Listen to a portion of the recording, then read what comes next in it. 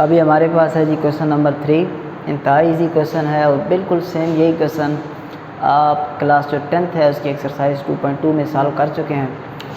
तो इसको हम दो हिस्सों में सॉल्व करते हैं। एक दफ़ा हम लिखते हैं लेफ़्ट हैंड साइड और एक दफ़ा हम राइट हैंड साइड। पहले जो लेफ़्ट हैंड साइड है उसका आंसर देखते हैं जी कैसा आएगा। हमारे पास है ना प्रूव दैट, तो इसका मतलब है कि लेफ़्ट हैंड साइड और राइट हैंड साइड दोनों आपस में इक्वल होने चाहिए। तो फ़िलहाल तो हमें ये इक्वल नज़र नहीं आ रहे हैं। तो लेफ़्ट हैंड साइड जो हमारे पास है ये हमारे पास है एक क्यूब वाला formula, A cube minus B cube, A minus B A square plus A B और प्लस बी स्क्वायर। तो ए और बी की जगह यहाँ पर एक्स और वाई रिप्लेस हो गए हैं। तो यहाँ पर लेफ़्ट हैंड साइड का मेरे पास ये वाला सारा आंसर आया है। अब जो मेरे पास राइट हैंड साइड है उसका भी सेम यही आंसर आना चाहिए। तो अब मैं देखता हूँ जी राइट हैंड साइड अपनी, वो है मेरे पास x minus Y X minus omega Y X minus omega square into वाई। क्या ये बराबर हैं? बिल्कुल भी नहीं।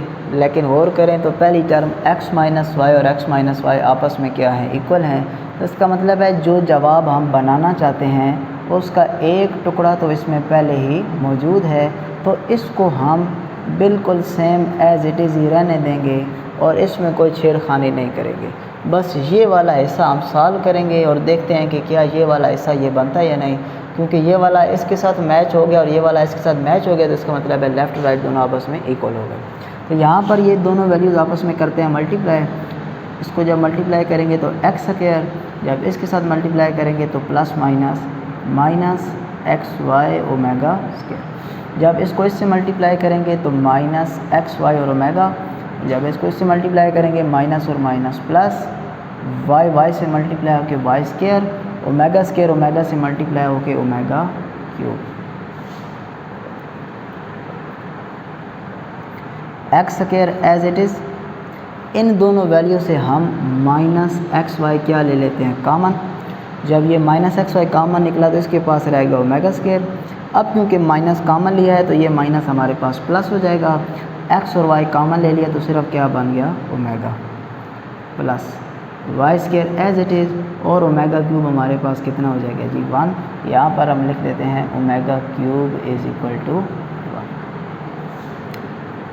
X minus Y X square minus X Y, और यहाँ पर वैल्यू क्या आ जाएगी हमारे पास? -1, क्योंकि हम पिछले लेक्चर में समझ चुके हैं कि ओमेगा प्लस ओमेगा स्क्वायर किसके इक्वल होता है? -1। ये सारी वैल्यूज़ यहाँ से आती हैं 1 plus omega square is equal to 0। तो ये याद है तो ये सारी वैल्यूज़ आप बना लेंगे। तो x minus Y X square minus और minus plus X Y plus Y. तो क्वेश्चन का ये पार्ट तो पहले ही मैच हो रहा था और ये वाला ऐसा और ये वाला ऐसे भी आपस में क्या आ चुके हैं? इक्वल आ चुके हैं। तो एंड पर ये सारा सॉल्व करने के बाद आप इधर लिख सकते हैं कि left hand side is equal to right hand side. That is कि आपका जो क्वेश्चन है x माइनस वाई क्यूब ये बराबर है x माइनस वाई के और x माइनस ओमेगा वाई और x माइनस ओमेगा स्क्वायर।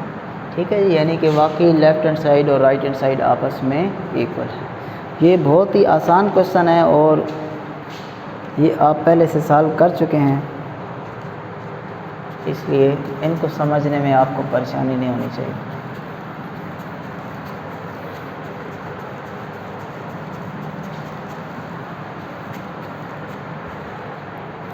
अब है जी हमारे पास क्वेश्चन नंबर 4, वो भी सेम इसी टाइप का क्वेश्चन है जी हमारे पास।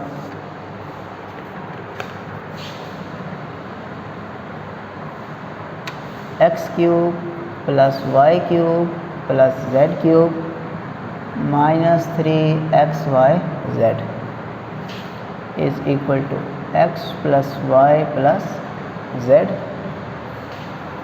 X plus omega Y omega square Z into X plus omega square Y plus omega Z.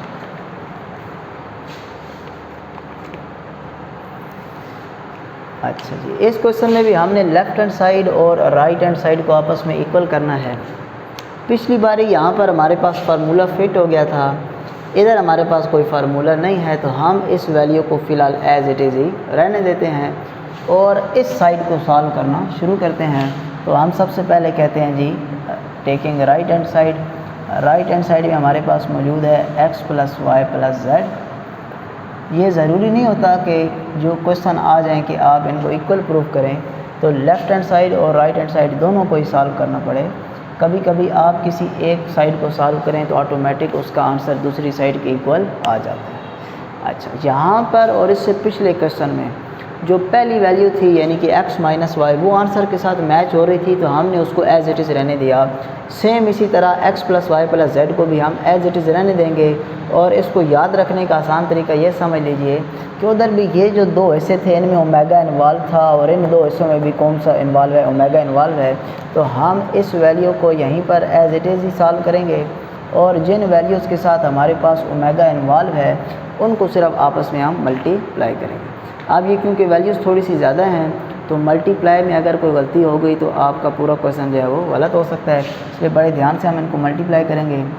x को जब x से मल्टीप्लाई करेंगे तो x स्क्वायर, x को जब इससे मल्टीप्लाई करेंगे तो एक्स वाई और ओमेगा स्क्वायर, साथ में आ जाएगा एक्स जेड और ओमेगा। x ने बारी बारी इन तीनों से मल्टीप्लाई कर लिया, अब बारी आ गई इसकी, तो ये हो जाएगा एक्स वाई और ओमेगा। ठीक है, तरतीब से लिख रहे हैं। ये वैल्यू जब इससे मल्टीप्लाई होगी तो y और y तो वाई स्क्वायर और ओमेगा स्क्वायर इंटू ओमेगा, ये हमारे पास हो जाएगा ओमेगा क्यूब और y स्क्वायर। लास्ट में ये वैल्यू है जी y और z और ओमेगा ओमेगा से मल्टीप्लाई होकर ओमेगा स्क्वायर। अब इस सेकंड वैल्यू ने भी इन सारी वैल्यू के साथ मल्टीप्लाई कर लिया है। अच्छा, अब आगे देखते हैं जी, इस तीसरी वैल्यू की बारी है जी X Z omega square, Y Z और ओमेगा स्क्वायर मिलकर ओमेगा की पावर 4। जब इसको लास्ट वैल्यू के साथ मल्टीप्लाई करेंगे तो z का स्क्वायर और ओमेगा का हो जाएगा हमारे पास क्यूब। ठीक है जी, x plus Y plus Z as it is, X square as it is. यहाँ से हम क्या करते हैं कि x और y ले लेते हैं कॉमन, x और y कॉमन लेंगे तो इसके पास रह जाएगा ओमेगा स्क्वायर, इसके पास रह जाएगा सिर्फ ओमेगा। ठीक है जी। अच्छा, आगे यहाँ पर एक्स जेड है और यहाँ पर भी हमारे पास एक्स जेड है, तो एक्स जेड भी क्या ले लेते हैं कॉमन, तो रह गया ओमेगा और उधर रह गया ओमेगा स्क्वायर। जिन वैल्यू से कॉमन ले रहे हैं आप उधर छोटा सा टिक लगा दें ताकि आप मिक्स ना हो जाएं कि कौन सी वैल्यू यूज़ की है और कौन सी वैल्यू यूज़ नहीं की। तो एक्स वाई और ये एक्स वाई यूज़ कर लिया, एक्स जेड और ये एक्स जेड भी हमने यूज़ कर लिया। ओमेगा क्यूब किसके बराबर है 1 के, तो इधर 1 लिख दूं तो कोई फ़र्क नहीं पड़ेगा, तो मैं डायरेक्ट क्या लिख रहा हूँ यहाँ पर वाई स्क्वायर। ठीक हो गई जी बात, आगे चलते हैं। ये भी वाई जेड और ये भी वाई जेड, तो इन दोनों से अगर मैं वाई जेड कॉमन ले लूँ तो इसके पास क्या रह जाएगा ओमेगा स्क्वायर प्लस ओमेगा की पावर 4। ठीक है, और ये वैल्यू भी हमने लिख ली। पीछे सिर्फ एक वैल्यू हमारे पास रह गई, वो कौन सी है जी जेड स्क्वायर, और हमें पता है ओमेगा क्यूब किसकी इक्वल है 1, तो वो बेशक लिखें या ना लिखें बात एक ही है। और इधर साथ में हम रीज़न देने लगे हैं कि ओमेगा क्यूब हमारे पास इक्वल है 1 के। X plus Y plus Z X square plus X Y, यहाँ पर हमें पता है वैल्यू -1 पुट हो सकती है, लेकिन हम ऐसे करते हैं कि एक ही स्टेप में, क्योंकि आगे चल के 3 जगहों पर इसने पुट होना है, तो एक ही बार हम ये वैल्यू इकट्ठी पुट कर देंगे। ओमेगा की पावर 4 हमें कल क्वेश्चन किए, तो हमें पता है कि डायरेक्ट हमें नहीं पता ओमेगा की पावर 4 क्या होता है, तो हम इसको ओमेगा क्यूब में लिखेंगे, और क्योंकि हमें तो 4 बनाना है तो एक ओमेगा यहाँ पर ख़ुद से भी आ जाएगा। ये फिर से सारा प्रोसेस सेम रहेगा, कोई यहाँ पर फ़र्क नहीं पड़ेगा किसी वैल्यू में। आप चाहें तो शुरू वाले स्टेप में यहाँ पर -1 जो है वो लगाना चाहें तो लगा सकते हैं।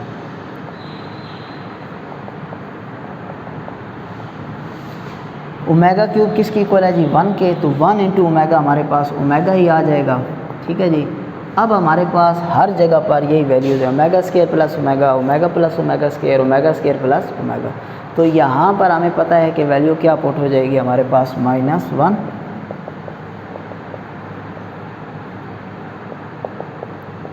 यहाँ पर भी पुट हो गया -1, यहाँ पर भी पुट हो गया -1,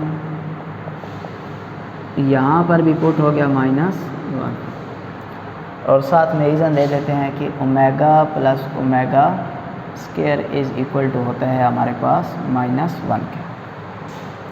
ये माइनस इसको भी माइनस कर देगा, इधर भी माइनस कर देगा और इधर भी माइनस कर देगा। X square minus X Y minus X Z plus Y square minus Y Z और जेड स्केयर। ठीक होगी जी कहानी। इसके बाद हम क्या करते हैं कि इनको ज़रा तरतीब से लिखते हैं। कैसे कि एक्स स्केयर, उसके बाद फिर हम लिखते हैं वाई स्केयर, उसके बाद जेड स्केयर, और फिर ये जो माइनस वाली वैल्यूज़ हैं इनको बाद में लिख देते हैं। तो X plus Y plus Z, पहले एक्स स्केयर आ गया, फिर वाई स्केयर आ गया, फिर हमारे पास आ गया Z square minus X Y minus X Z और माइनस वाई जेड। तो हमने इसमें थोड़ी सी क्या लगा दी, तरतीब लगा दी, स्केयर वाली वैल्यूज़ पहले और माइनस वाली वैल्यू बाद में। बस इसके बाद अब आपको सॉल्व करने की ज़रूरत नहीं है। आप यहीं से कह सकते हैं कि लेफ़्ट हैंड साइड और राइट हैंड साइड आपस में इक्वल हो गए हैं, लेकिन फिर भी अपने समझने के लिए देखते हैं कि क्या वाकई ये आंसर इसको इक्वल है भी सही या नहीं। तो अगर मैं इसको और इसको मल्टीप्लाई करूँ तो क्या बन जाएगा, एक्स क्यूब, वहाँ पे भी पहली वैल्यू क्या है एक्स क्यूब, वाई को इस वाई स्क्वायर से मल्टीप्लाई करूँगा वाई क्यूब, तो इधर भी क्या आ गया वाई क्यूब, जेड को जेड स्क्वायर से मल्टीप्लाई करूँगा तो क्या आ जाएगा जेड क्यूब, और बाकी वैल्यू जब मल्टीप्लाई होंगी तो उनमें से काफ़ी सारी वैल्यूज़ आपस में कैंसिल होने के बाद पीछे क्या बचेगा -3xyz। ठीक है, तो उसके बाद इनको आपस में मल्टीप्लाई करने की ज़रूरत नहीं है। आप यहाँ तक पहुँच के भी कह सकते हैं कि left hand side is equal to right hand side. ठीक है, या चाहें तो आप वहाँ पर जो ऊपर क्वेश्चन है वो भी लिख सकते हैं। ये हमारे पास था जी क्वेश्चन नंबर 4। क्वेश्चन नंबर 4 के बाद अब है जी हमारे पास क्वेश्चन नंबर 5।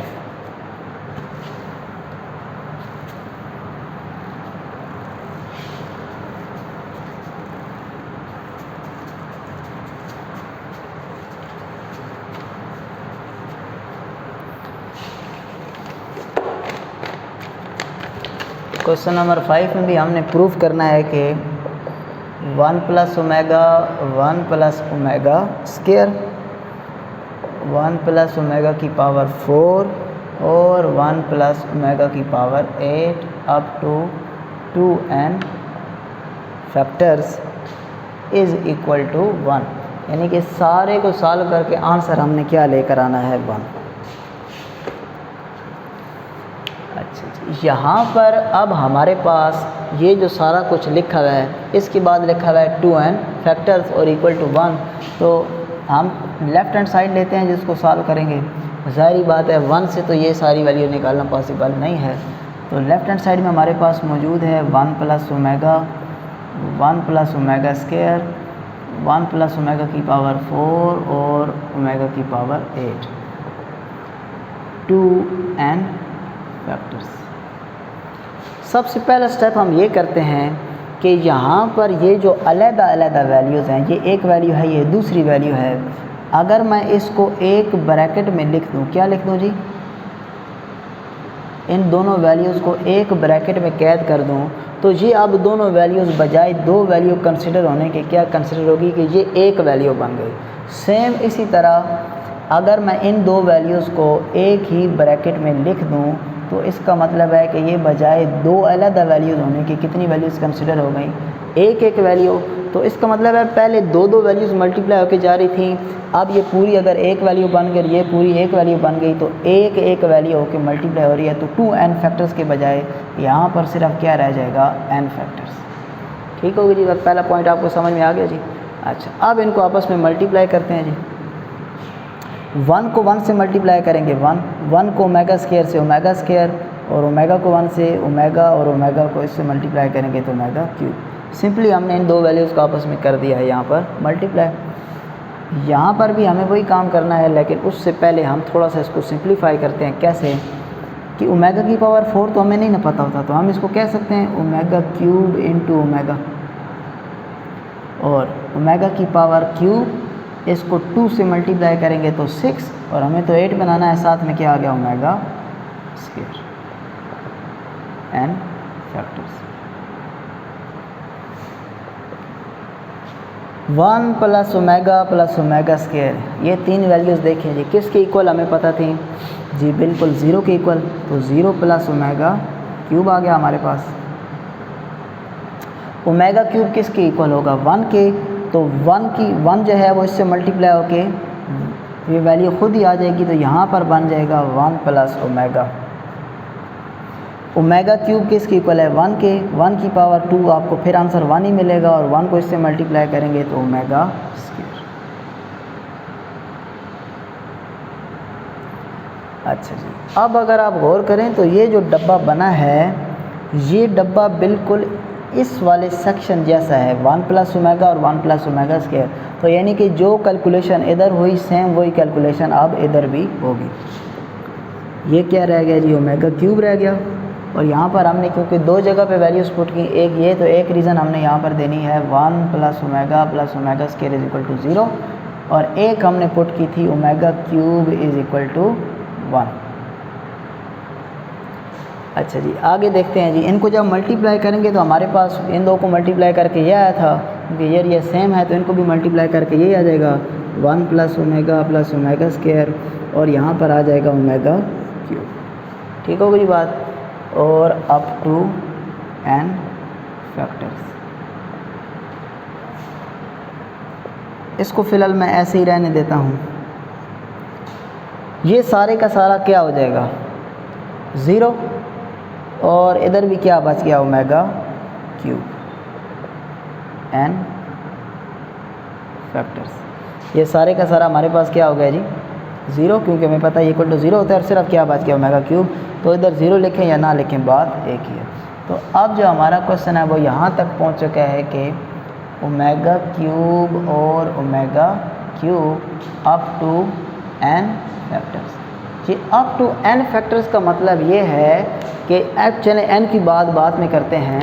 मैं अगर लिख दूँ कि 2 अप टू 5 फैक्टर्स, तो इसका मतलब है कि 2 को हमने 5 दफ़ा लिख के क्या किया है मल्टीप्लाई। ये बात समझ में आ गई कि नहीं आई?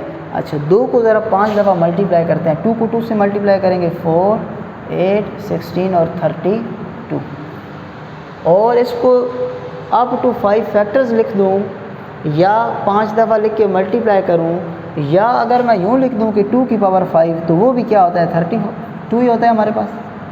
ये बात समझिएगा कि यहाँ पर इस समझो नंबर को मैं क्या बना दिया है 2 है, ठीक है जी, ये भी 2 समझ लें, ये भी 2, अप टू कहाँ तक 5 फैक्टर्स तक, यानी कि 2 को कितनी बार लिखना है 5 दफ़ा। हमने 5 दफ़ा लिख के मल्टीप्लाई किया तो आंसर क्या आ गया 32। तो इसको यूँ एक बार लिखा जाए, या जितनी बार वो जा रहा हो उसी को क्या बना दें पावर, तो फिर भी आपके पास आंसर वही का वही आता है। तो इसका मतलब हमने तो नंबर 5 लिया ना कि 5 दफ़ा, उधर कौन सा नंबर है n। अब n तो कोई नंबर भी हो सकता है, 1 हो सकता है, 2 हो सकता है, 3, 4, कोई वैल्यू भी हमारे पास आ सकती है। तो क्योंकि ये जनरलाइज में क्वेश्चन सॉल्व हो रहा है तो हम उसको फ़िलहाल n ही रख के सॉल्व करेंगे। तो अब यहाँ पर अगला जो स्टेप है वो आपने ये देखना है कि ओमेगा क्यूब किसकी इक्वल होता है 1 के, और यहाँ पर भी क्या पुट हो जाएगा 1 up to n factors. Reason क्या होगा ये omega cube is equal to 1। अभी हमने जो जिक्र किया कि अप टू n का मतलब क्या है, अप टू n का मतलब है कि 1 को आप n टाइम मल्टीप्लाई कर रहे हैं। 5 टाइम का मतलब है 1 को 5 टाइम लिख के मल्टीप्लाई करना है।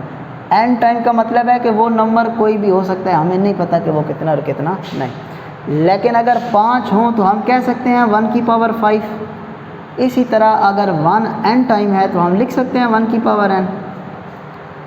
क्यों जी, बात समझ रहे हैं? अगर हमारे पास 1 जो है वो 5 फैक्टर्स तक है, तो अभी हमने 2 पे भी एग्जांपल ली, तो उसको लिखा जा सकता है ना कि 1 की पावर 5 या 2 की पावर 5। तो इसी तरह अब अगर हमारे पास अगर ये जो 1 है ये 5 दफ़ा नहीं है बल्कि कितनी दफ़ा n दफ़ा है, तो हम इसको कह सकते हैं कि 1 की पावर n। तो हम यही यहाँ पर बात या वैल्यू यूज़ करते हैं, और इसको एंड पर हमने लिखने लगे हैं जी 1 की पावर n। ठीक होगी जी यहाँ पर कहानी। अब 1 की पावर जितनी मर्ज़ी आ जाए, चाहे 100 है, चाहे 200 है, 300 है, उसका आंसर हमेशा आपके पास क्या निकलता है, 1 ही निकलता है। तो इसका एंड रिज़ल्ट हमारे पास क्या आ गया है, 1। 1 जब इक्वल टू आ गया तो इसका मतलब है आपके पास ये जो क्वेश्चन है ये प्रूफ हो गया, left hand side is equal to right hand side. ठीक है, मैं एक दफ़ा फिर रिवाइज़ करता हूँ, सुन लें। हमने सबसे पहले क्या किया कि जो वैल्यूज़ थी उनको आपस में इकट्ठा किया। तो ये पहले दो वैल्यूज़ जा रही थी, अब यूँ समझिए कि ब्रैकेट लगाने के बाद ये पूरी एक वैल्यू और ये पूरी एक वैल्यू, तो अब एक वैल्यू को मल्टीप्लाई की जा रही है, तो इसलिए 2 n फैक्टर्स के बजाय क्या हो गया, n फैक्टर्स। फिर हमने इनको आपस में मल्टीप्लाई किया, जिधर ओमेगा की वैल्यू थोड़ी सी बड़ी थी उसको ओमेगा क्यूब में ट्रांसफ़र किया। ये टेक्निक हम कल पढ़ चुके हैं, तो ये आपको आनी चाहिए, 10th में भी यही बात थी। तो इधर से जब मल्टीप्लाई किया, सोल्यूशन लिया, कुछ जो कंडीशंस है वो पुट की, तो इधर भी ओमेगा क्यूब बन गया और इधर भी ओमेगा क्यूब बन गया, और आगे चल रहा है जी n फैक्टर तक। ये सारी कहानी वही है। अच्छा, n फैक्टर जो चल रहा था उसमें हमने ओमेगा क्यूब की जगह क्या पुट कर दिया, 1। और यहाँ पर हमने बात समझी कि अगर ये 5 दफ़ा लिखा होता तो 1 की पावर 5, 100 दफ़ा लिखा होता तो 1 की पावर 100, लेकिन ये n टाइम है तो सेम 1 की पावर n। और फिर हमें पता है कि 1 की जितनी मर्ज़ी पावर हो आपके पास आंसर 1 ही आता है।